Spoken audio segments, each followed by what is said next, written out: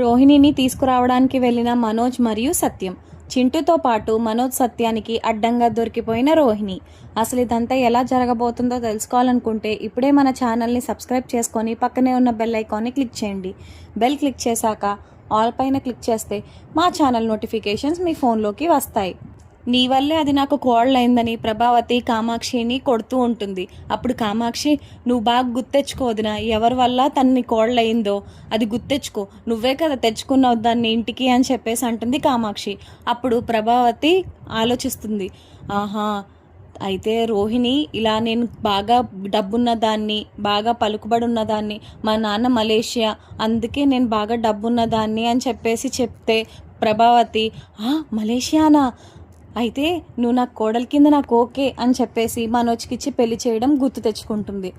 అయినా నిన్నేమని లాభం, నా చప్పించుకొని నేను కొట్టుకోవాలి, నా గొయ్యి నేనే తవ్వుకుని అందులో దూకినట్టుంది, నాకు నా మీద నాకే అసహ్యం వేస్తుంది అని చెప్పేసి అంటుంది ప్రభావతి. అప్పుడు కామాక్షి, జరిగిందేదో జరిగిపోయింది వదినా, ఒక పని అయిపోయింది అనుకో, అసలు ఇప్పటికైనా సరే దాని నిజమేంటో బయటపడింది కదా, అయినా ఇలాంటి మనుషులు నేను ఎక్కడా చూడలేదు, ఏమీ లేకుండానే నేను మలేషియా నుంచి వచ్చాను, మా నాన్న మలేషియాలో ఉన్నాడు అని చెప్పేసి సోది కబుర్లన్నీ చెప్తే అది గుడ్డిగా మనం నమ్మేశాము. అయినా ఎంత తెలివిగా నటించింది పాపం. ఆ మీనానేమో ఎంతసేపు ఆ పూలు అమ్ముకునేది అని చెప్పేసి చాలా దారుణంగా చూసేదానివి, దానికంటూ ఒక ఐడెంటిఫికేషన్ ఉంది, దీనికేముంది, అసలు ఏ మనిషి ఎక్కడి నుంచి వచ్చిందో ఏమీ తెలీదు మనకి, దాని గురించే ఏమీ తెలీదు, అసలు దాని ఫ్యామిలీ ఏంటి ఏమీ తెలీదు, అసలు ఇంత దారుణంగా ఎలా మోసపోయాం వదినా అని చెప్పేసి అంటుంది కామాక్షి. అదే కదే నేననేది, నా బుర్ర అసలు పనిచేయట్లేదు, నా కోపంతో హీట్ ఎక్కిపోతుంది, ఇంత దారుణమైన మనుషులు ఉంటారా అసలు, అంత దారుణంగా ఎలా మోసం చేసిందో నాకు ఇప్పటికీ అర్థమే కావట్లేదు, ఇంత తెలివైనదా, అమ్మ బాబోయ్, అంటే ఇప్పుడు నా కోడల్లో శృతియే ఉన్నదన్నమాట, అంటే ఈవిడి గారు మలేషియా నుంచి రాలేదు, ఎక్కడి నుంచి రాలేదు, ఎంత బాగా చూశాను దాన్ని, నేను చెప్పింది ప్రతీదీ నమ్మాను, ఏమైనా కావాలన్నా వెంటనే చేసి పెట్టాను, అలాంటిది ఇంత మోసం చేస్తుందని ఏనాడు అనుకోలేదు. ఇంత దారుణంగా ఎవరు మోసం చేస్తారు కామాక్షి, నువ్వే చెప్పు, అసలు నాకేం చెయ్యాలో కూడా అర్థం కావట్లేదు, ఇంత దారుణంగా ఉంది, ఏడుపు రావట్లేదు, అలాగని నవ్వు రావట్లేదు, విపరీతమైన కోపం బాధ వస్తున్నాయి, ఏంటో అసలు దరిద్రపు గొట్టుది నా కొడుకు జీవితంలోకి వచ్చిన తర్వాత ఇప్పుడు నా కొడుకు పరిస్థితి ఏంటో కూడా నాకు అర్థం కావట్లేదు. పాపం వాడేమో ఏమీ చెప్పుకోవట్లేదు బయటికి, వాడిని చూస్తుంటే నాకు జాలేస్తుంది, ఇంట్లో అందరూ జంటలుగా తిరుగుతున్నాడు, వాడొక్కడే పాపం ఏకాకిలాగా అటు ఇటు తిరుగుతున్నాడు. ఆఖరికి తెలుసా నా కొడుకు ఎంత బంగారం అంటే, నేను రోహిణిని కొడుతున్నా సరే తిడుతున్నా సరే అమ్మ ఏంటిది అని ఒక్క మాట కూడా అనలేదు, పైగా మా అమ్మే కరెక్ట్ అని అంటున్నాడు వాడు.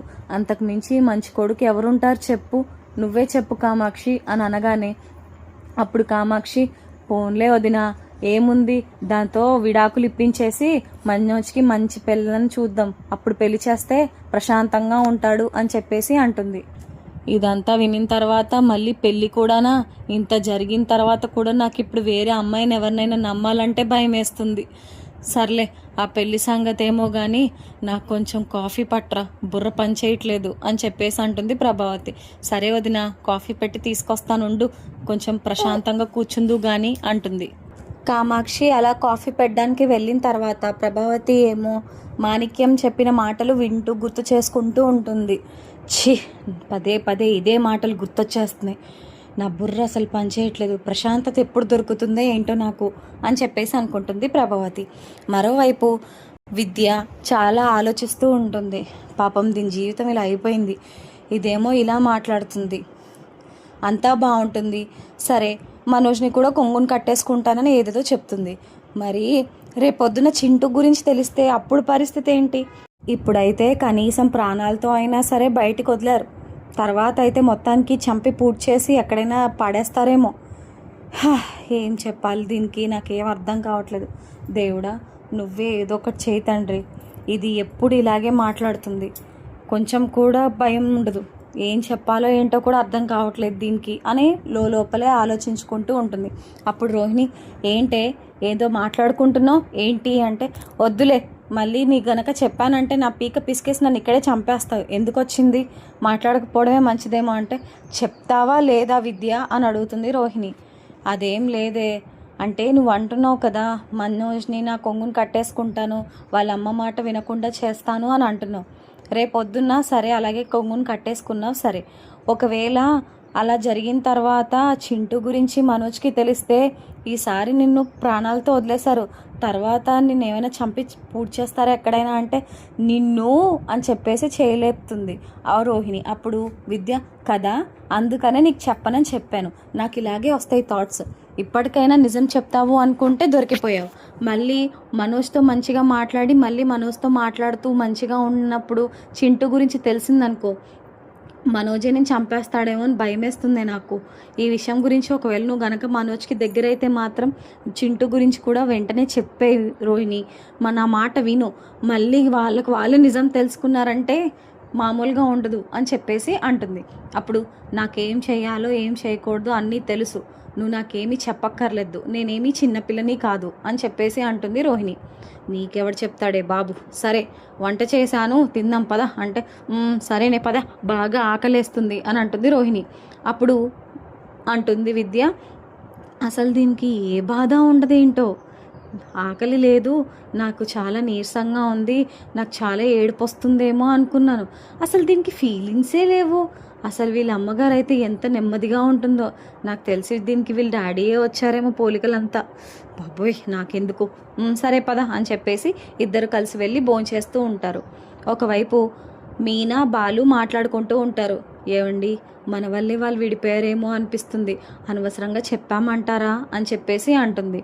అయితే అనవసరంగా చెప్పడం ఏముంది మీనా, ఉన్నదే కదా చేస్తాము, అదేంటి అసలు నువ్వు అలా ఎలా మాట్లాడతావు, ఉన్నదే కదా, ఎన్ని నాటకాలు ఆడింది ఆ పార్లర్ అమ్మ, నేను ఏదో పెద్ద ఉన్నదాన్ని అన్నట్టు ఇప్పుడు మలేషియా నుంచి రాలేదని తెలిసిపోయేసరికి నాటకాలు ఆడేసి ఆఖరికి చూసావా నేనేం తప్పు చేశాను అని అడిగింది, చూసావా అంత పొగరు దానికి అంటే, అలా కాదండి, నిన్న రాత్రి మీ అన్నయ్య చేసిన పనులకి చూస్తుంటే నాకు చాలా బాధ అనిపిస్తుందండి, తనేదో మోసం చేసింది సరే, పాపం మీ అన్నయ్య ఎందుకు అంత బాధపడాలి, మీ అన్నయ్య ఏం పాపం చేశాడని, ఓకే చిన్న చిన్న తప్పులు గట్ట జరుగుతూ ఉంటాయి నేను కాదన్ను, కాకపోతే మీ అన్నయ్య పాపం అటు ఇటు తిరుగుతూ ఏకాకిలా ఉండేసరికి నా మనసు చాలా బాధగా అనిపించిందండి, మనమే ఏమైనా విడదీశామేమో అని అంటే, అప్పుడు బాలు వదిలే మీనా, నువ్వు మంచిదానివి కాబట్టి నీ మంచి మనసుకి ఇలాంటి మంచి మంచి ఆలోచనలే వస్తాయి, పాపం నువ్వెంత మంచిదానివి కాకపోతే పాపం అండి రోహిణి అని అంటున్నావు, కానీ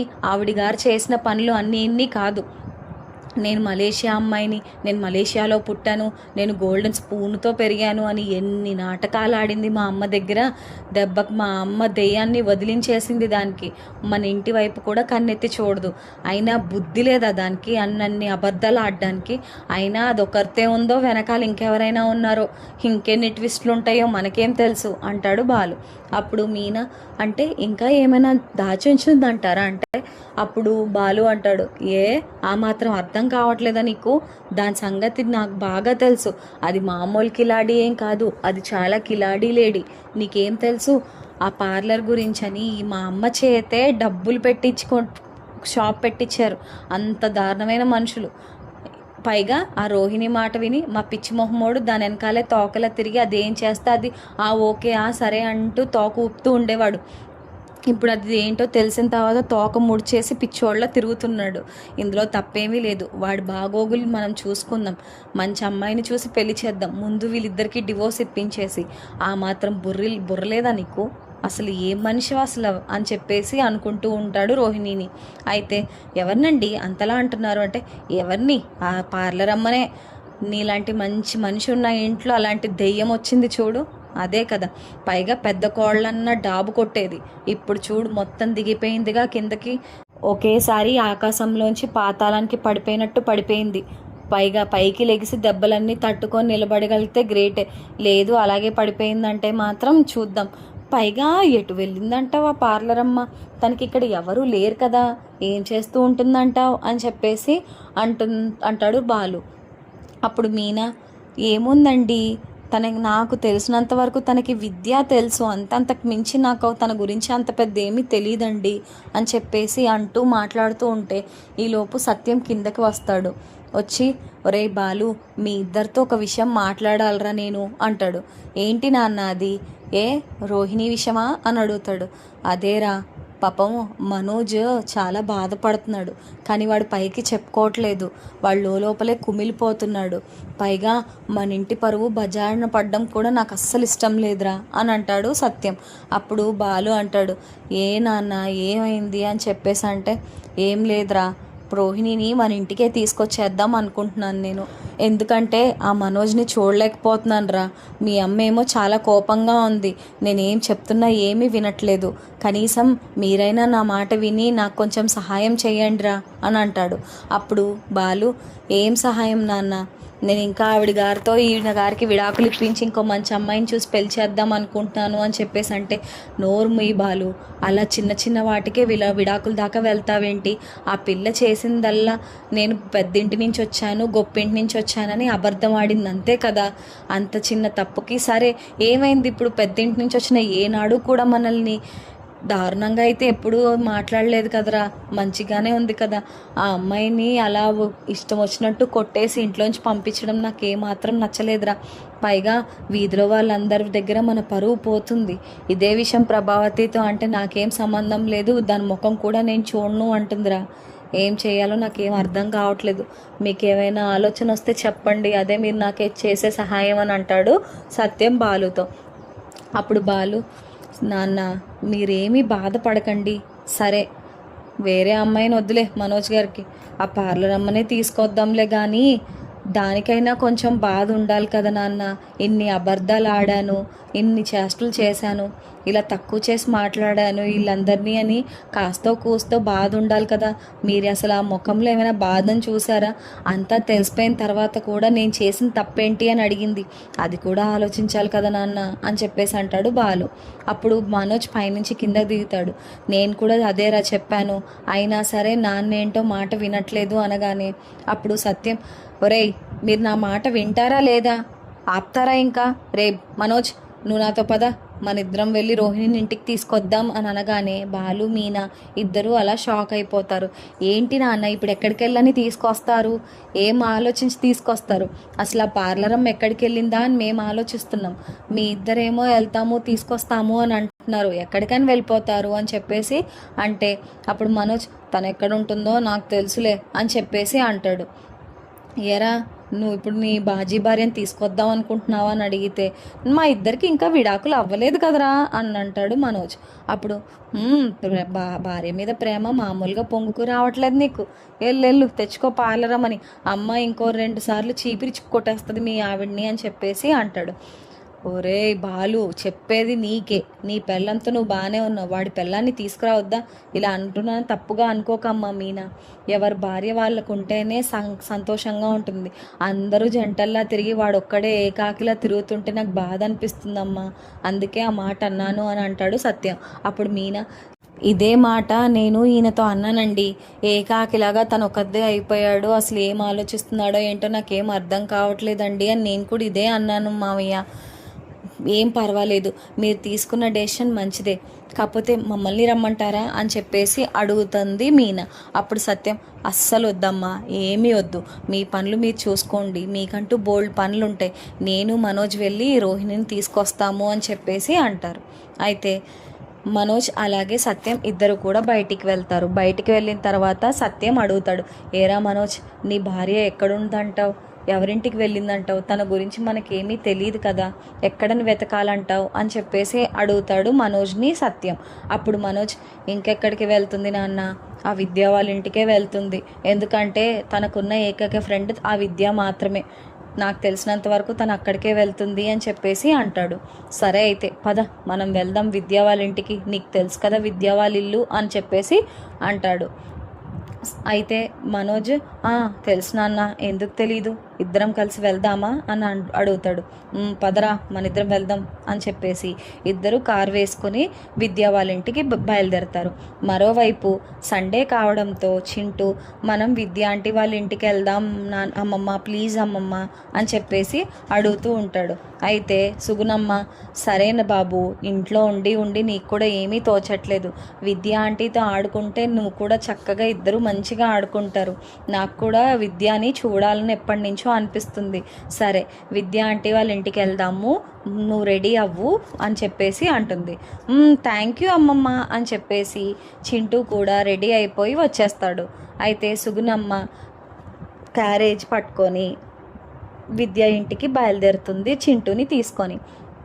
విద్య ఇంటికి వెళ్ళి కాలింగ్ బెల్ కొట్టగానే విద్య డోర్ ఓపెన్ చేస్తుంది. అప్పుడు విద్య సుగుణమ్మని అలాగే చింటూని చూసి షాక్ అయిపోతుంది. షాక్ అవ్వగానే, ఏమ్మా విద్య బాగున్నావా, నిన్ను చూడాలనిపిస్తుందని చింటూ అన్నాడు. నేను విద్య ఆంటీతో ఆడుకుంటాను ప్లీజ్ అమ్మమ్మ అని అడిగాడు. నేను కూడా కాదని లేకపోయానమ్మా, ఏమనుకోకు అని అనగానే విద్య, చిచ్చి అదేం పర్వాలేదు ఆంటీ, నాకు కూడా కాసేపు ప్రశాంతంగా వీడితో ఆడుకున్నట్టు కూడా ఉంటుంది, రండి రండి లోపలికి రండి అని చెప్పేసి అంటుంది విద్య. అప్పుడు సుగుణమ్మ చింటూ ఇద్దరు లోపలికి వచ్చి కూర్చున్న తర్వాత రోహిణి రూమ్లోంచి బయటకు వస్తుంది. అదేంటే రోహిణి, నువ్వేంటి ఇక్కడున్నావు, నువ్వేం చేస్తున్నావు ఇక్కడ అని చెప్పేసి అడుగుతుంది సుగుణమ్మ. అమ్మా మీరెప్పుడొచ్చారు ఇక్కడికి అని చెప్పేసి అడుగుతుంది రోహిణి. అయితే ఏముందమ్మా, చింటూ విద్య ఆంటీతో ఆడుకుంటాను అని చెప్పేసి ఒకటే బ్రతిమాల ఆడేశాడు. సర్లే పాపం ఆదివారమే కదా చక్కగా ఆడుకుంటాడు, సరదాగా తీసుకొద్దామని తీసుకొచ్చానమ్మా, పర్వాలేదు కదా అని చెప్పేసి అడుగుతుంది సుగుణమ్మ. ఏం పర్వాలేదమ్మా, చింటూ నాన్న బాగున్నావా అని అడిగితే, బాగున్నానమ్మా, విద్య ఆంటీ కోసం వచ్చాము, నువ్వు కూడా కనిపించావు, ఇంకా హ్యాపీ నాకు అని అంటాడు చింటూ. అయితే ఈలోపు అదేంటమ్మా చెంపలన్నీ కమిలిపోయి ఉన్నాయి, అదేంటి ముఖమంతా అలా అయిపోయింది, ఏమైంది అని చెప్పేసి అడగగానే విద్య ఇలా సైకిల్ చేస్తుంది అడ్డంగా, ఏం చెప్పొద్దు అని. రోహిణి ఏమో ఏం లేదమ్మా స్కూటీ మీద నుంచి పడ్డాను అని చెప్పేసి అంటుంది.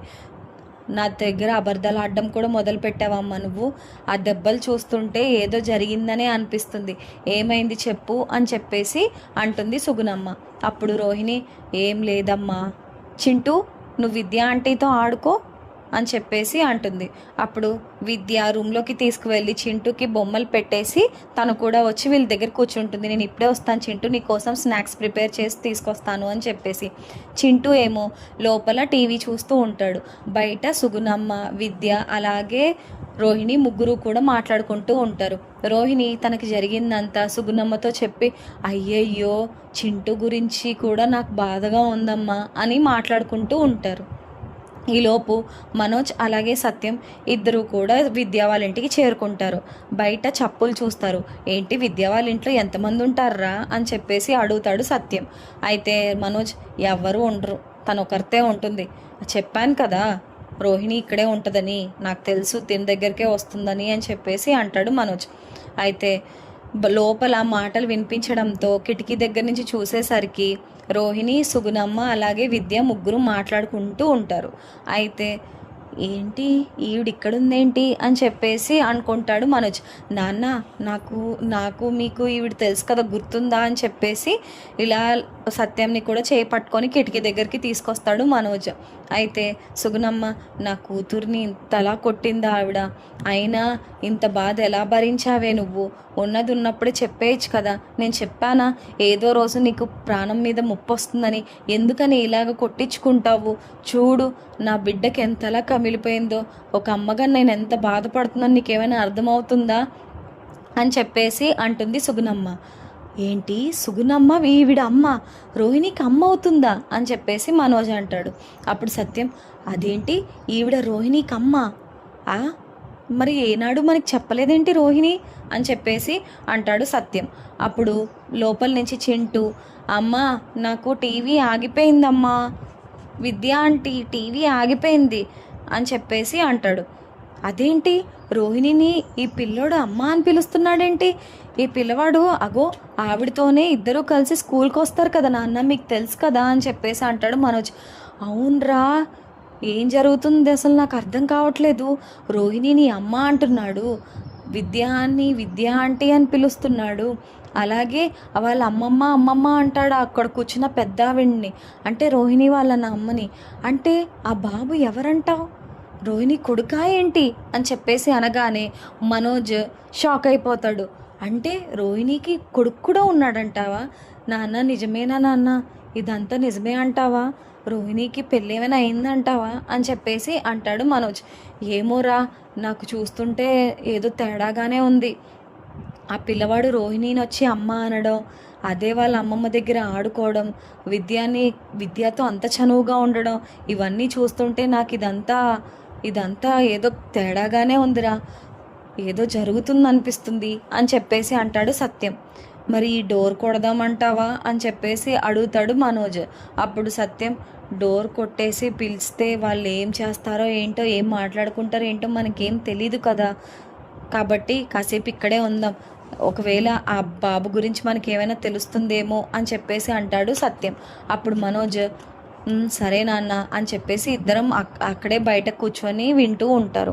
అయితే సుగుణమ్మ అంటుంది, నా కూతురు మనవడు సంతోషంగా ఉంటే అంతకు మించి ఏమీ అవసరం లేదు, కానీ ఎలాగైనా సరే మనోజ్కి క్షమాపణ చెప్పాలమ్మా, నువ్వు ఇంత అబద్ధాన్ని దాచావు, అబద్ధం చెప్పి కాపురాలు ఎప్పుడు నిలవమ్మా, నువ్వు మాట విని చక్కగా మనోజ్తో ఒకసారి మాట్లాడు, క్షమించమని అడుగు, తను తప్పకుండా క్షమిస్తాడు.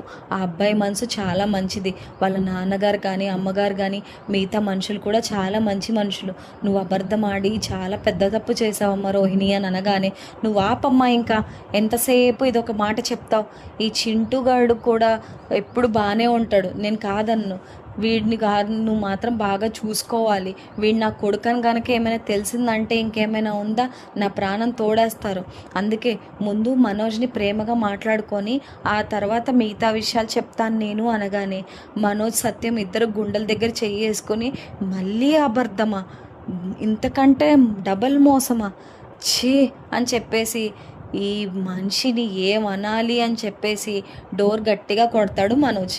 అప్పుడు విద్య వెళ్ళి డోర్ తీస్తుంది. నువ్వు తప్పుకో అని చెప్పేసి లోపలికి వస్తాడు మనోజ్. అక్కడే రోహిణి, సుగుణమ్మ, చింటుని ముగ్గురిని చూస్తాడు. అయితే కోపంతో వెళ్ళి రోహిణి చెంప పగలగొడతాడు మనోజ్. ఆ తర్వాత ఏం జరగబోతుంది, మనోజ్ ఏం చేయబోతున్నాడు, చింటూ రోహిణి కొడుకే అని తెలుసుకున్న తర్వాత సత్యం రోహిణిని ఇంటికి తీసుకువెళ్తాడా, లేదంటే మీ ఇద్దరికి విడాకులే కరెక్ట్, నా ప్రభావతి చెప్పిందే నిజమని అంటాడా? అసలు ముందు ఏం జరగబోతుందో తెలుసుకోవాలనుకుంటే ఇప్పుడే మన ఛానల్ని సబ్స్క్రైబ్ చేసుకొని పక్కనే ఉన్న బెల్ ఐకాన్ని క్లిక్ చేయండి. బెల్ క్లిక్ చేసిన తర్వాత ఆల్ పైన క్లిక్ చేస్తే మా ఛానల్ నోటిఫికేషన్స్ మీ ఫోన్లోకి వస్తాయి. Thank you so much for watching.